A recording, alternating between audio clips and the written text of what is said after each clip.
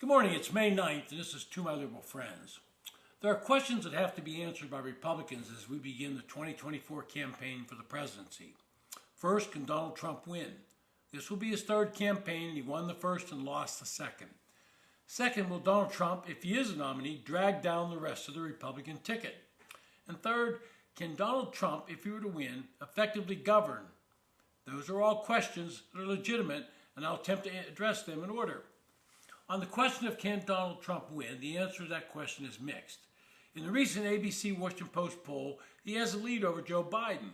This was a poll of just over 1,000 people, but what it does not do was break down how the Electoral College would fall out. In that poll, as I mentioned yesterday, both Trump and Biden had woeful numbers when it came to honesty and trustworthiness. Biden did not show himself to be a strong candidate and trailed both Trump and DeSantis in the poll. Biden's approval rating was at 36%, but Trump was not that much better. The one place that Trump was solidly ahead of Joe Biden was in the question of who could handle the economy better. By a 54% to 36% margin, those polls said Trump was the better candidate to handle this crucial issue. I talked about this poll yesterday, and one of the things that came up in the poll concerned jobs. Biden and his administration have repeatedly claimed they have created millions of jobs. I think the public's finally figuring out that many of these so-called jobs created were in fact just jobs returning after the end of the pandemic. There was no doubt the economy was in good shape prior to the pandemic, and on that point Trump would have an advantage.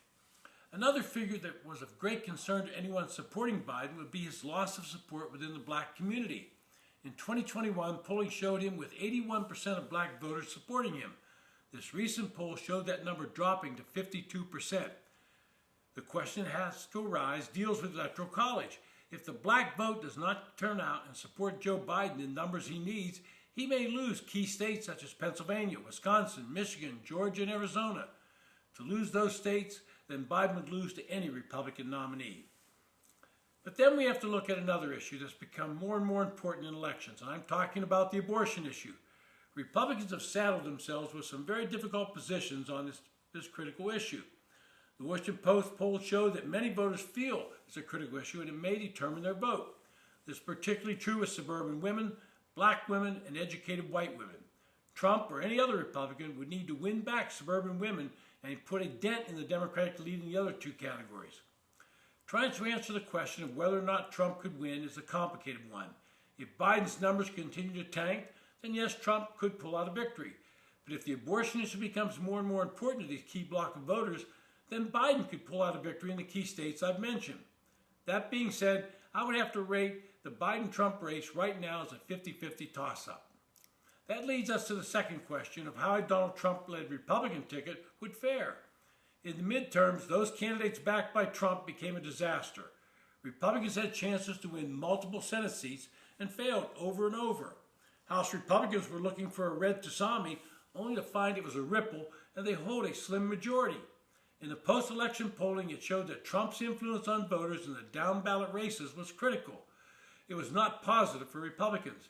Republicans lost key Senate races in Pennsylvania, Georgia, Nevada, and Arizona. Well, in 2024, Democrats will have to be on the defense because of the number of seats they have up for election in the Senate.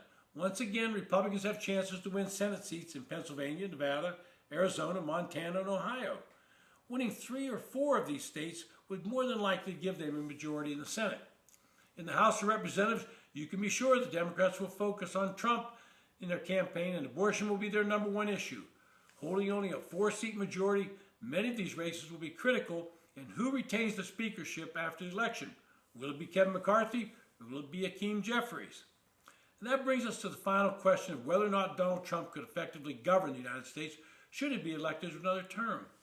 In a Wall Street Journal editorial, his former Attorney General William Barr made the case that he does not believe that Donald Trump has the ability for strategic thinking and linear thinking or setting priorities on how to get things done in the system. Quoting Mr. Barr, he states, quote, "It's a horror show, when he's left to his own devices," end quote. If you read the article and believe William Barr, what you will find is that most of the so-called accomplishments of the Trump administration on policy were done on the backs of other Republicans. It was the Federalist Society that delivered a list of judges that then Majority Leader Mitch McConnell guided the Senate confirmation process. Paul Ryan and House Republicans had spent years building policy and political capital to pass tax reform. In the Senate, Orrin Hatch shepherded that bill through the Senate. Barr acknowledges that Trump deserves credit for embracing these ideas, but with his current constant attack on other Republicans, Mr. Barr believes the administration will be filled with far fewer bright people. Most would be sycophants who would never disagree with what President Trump says or wants to do. This has always been the following of Donald Trump. For whatever reason, he believes he is the smartest man in the room anytime he's in it. He does not take advice well, and left to his own devices tends to create chaos. I've said for a long time, if someone had taken the cell phone away and kept Donald Trump from social media, he might have actually won in 2020. But I think we all know by now that his ego is such that he cannot constrain himself and all too often lacks a filter between his brain and his mouth. Democrats believe that Donald Trump is the weakest Republican candidate and the one that Joe Biden can defeat. They're cheering him on in the primaries. It would not be surprising to see them try to manipulate the primaries in such a way as to ensure a Trump win in key states. All of these questions are the ones that individual Republicans will have to ask themselves as they approach the 2024 elections. Are there better candidates out there that would take down Joe Biden more easily? I happen to believe there are, and I keep hoping that somewhere along the line, one of them will be able to shine a light on Trump's antics and forge ahead of him in the primaries. It's been To My Liberal Friends. Thanks for listening. If you enjoy the podcast, hit the subscribe button and recommend it to your friends.